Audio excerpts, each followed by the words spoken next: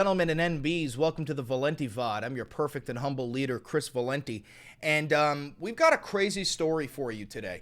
The Israelis have this undercover secret operation called Project Esther, and it is their way of infiltrating the United States and destroying the First Amendment.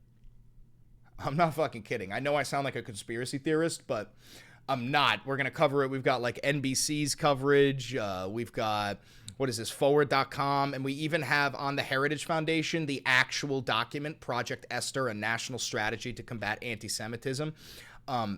It's a ruse. It's a farce. These people hide their hatred of Jews behind their fucking love of Israel, right? And I know that sounds insane, but you have to understand what we're operating with. A lot of these people are evangelical Christians, and what I'm about to say is going to sound lunatic, and that's because it is.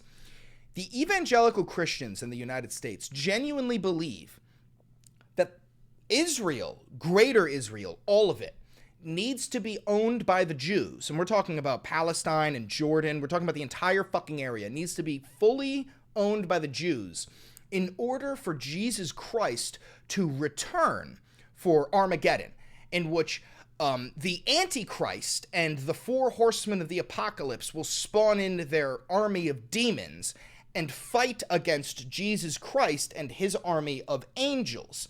And this will happen after the God-fearing Christians are stripped of their clothing and risen into the sky, sucked up into heaven, and the rest of us down here have to fight a 7-year-long battle against demons from hell. Now, I know that sounds like an anime, and that's because the Bible is just a shitty fucking anime. Anyway, let's cover this. Let's read this, okay? Project Esther exposes the reality of Trump's agenda to fight anti-Semitism. President Donald Trump has enacted a raft of suppressive policies ostensibly designed to combat anti-Semitism, such as cutting off funding to universities that he claims haven't done enough to curb anti-Semitism on campus.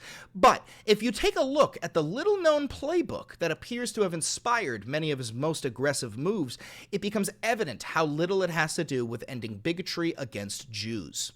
The playbook is called Project Esther, a policy paper created by the Heritage Foundation, arguably the most influential right-wing think tank of the Trump era.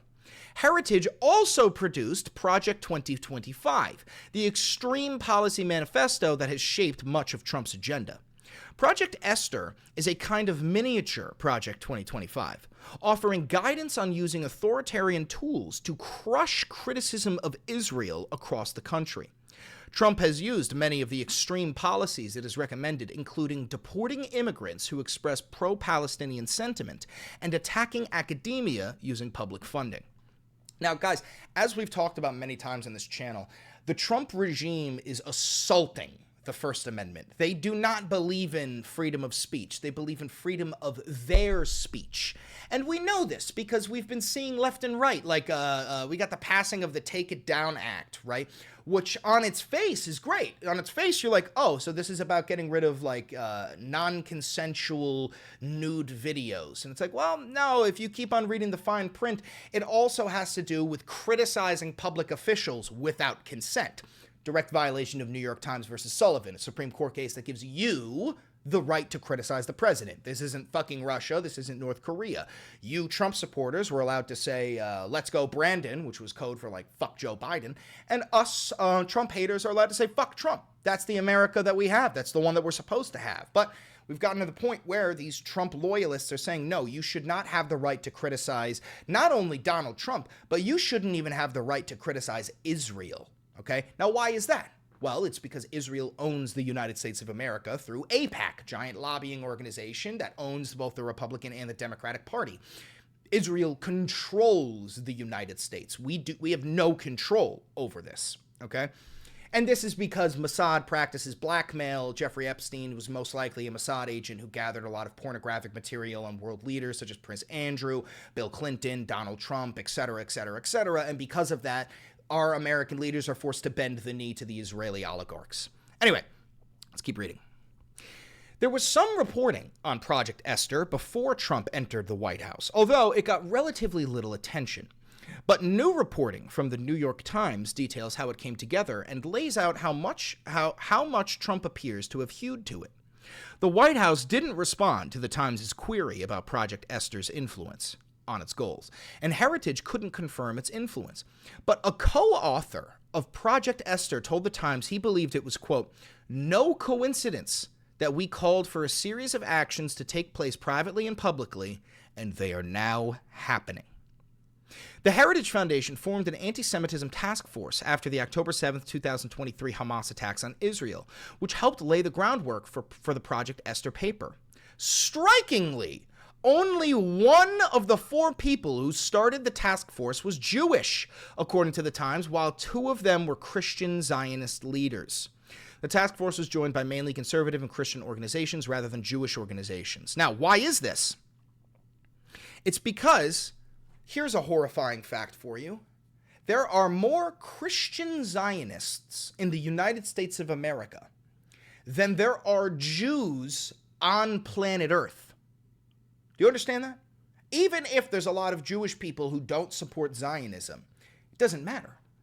There are literally tens of millions of Christian Zionists in the United States of America, and disproportionately, the Christian Zionists have political power, right?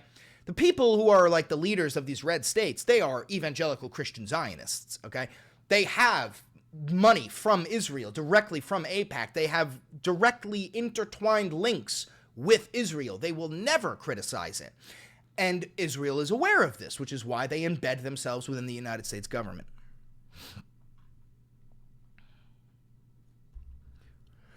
In a pitch deck that Heritage used to entice donors for the task force, George Soros, a Jewish billionaire and the boogeyman at the center of countless anti-Semitic conspiracy theories, is listed at the top of the, quote, masterminds behind what it calls an anti-Semitism ecosystem. Now, note, George Soros is not only Jewish, but he is a literal Holocaust survivor.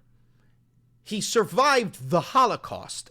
This has nothing to do with Jewish safety or anti-Semitism, and it has everything to do with Israel.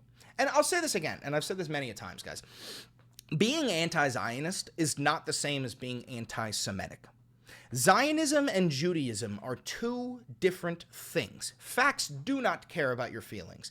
People don't choose their spawn point. I don't hate somebody who was born in Israel because they were born in Israel. No. I hate the government of Israel because they are currently practicing an apartheid and a genocide. There is a vast difference. But yet, the American State Department, because of Project Esther, because of Project 2025, are rounding up people like Rumeja Azturk and Mahmoud Khalil and anybody and everybody who is pro-Palestinian as enemies of the state and terrorist supporters. So, to you, the watcher, if you've been to a pro-Palestinian protest, if you've been posting pro-Palestinian content, you need to understand that you are on a list. You are on a list of potential terrorists because you live in the United States of America, and the United States of America is now a fascist regime that operates on the State Department's whims. Oh, geez.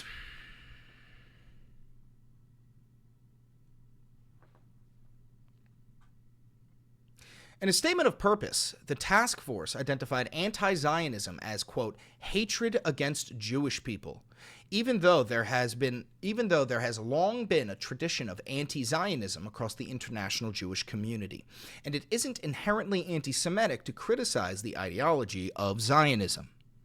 In other words, this anti-Semitic task force was giving heavy Christian Zionist vibes. Now, I want to show you this. This is the actual paperwork. This is on the Heritage Foundation. You can look this up yourself, but there is some very important parts here, which is, where is it? Here it is. The mission statement. The National Task Force to Combat Anti-Semitism leads a coalition to dismantle the infrastructure that sustains the HSN and associated movements' anti-Semitic violence inside the United States of America within 12 to 24 months to restore equal protection under the law for all Americans. So, Israel has a timeline that within 1 to 2 years, they want to completely get rid of the First Amendment within the United States of America. Okay. Our intent is to organize and guide all willing and able partners in a coordinated effort that employs all available resources to combat the scourge of anti-Semitism in the United States. Now remember, this is not what they're fighting against. They don't give a fuck about anti-Semitism. This is about anti-Israeli sentiment, anti-genocide sentiment. Our hope is that this effort will represent an opportunity for public-private partnership, quote, and when a willing administration occupies the White House. So this was written up before Trump got into power, and it's all happening before your very eyes. This is because Trump sold the nation to the highest bidder, and Israel has a fuckload of money. Anyway, listen, if you're watching this live, you stay. If you're watching this pre-recorded on YouTube, don't forget to like, comment, subscribe, and hit that notification bell. It costs you nothing, and it helps me immensely. On top of that, this is real independent media. I got no funding, so if you do want to help support the channel, you could become a patron on Patreon for $5. You could become a member on YouTube for $5. You could buy some dope-ass Valenti Videos merch down below, and you can use a 40% off discount code for the Vantage subscription on Ground News, located in the description down below. And do me a favor, click that video right over there. I promise you it's an absolute fucking banger. I'll catch you.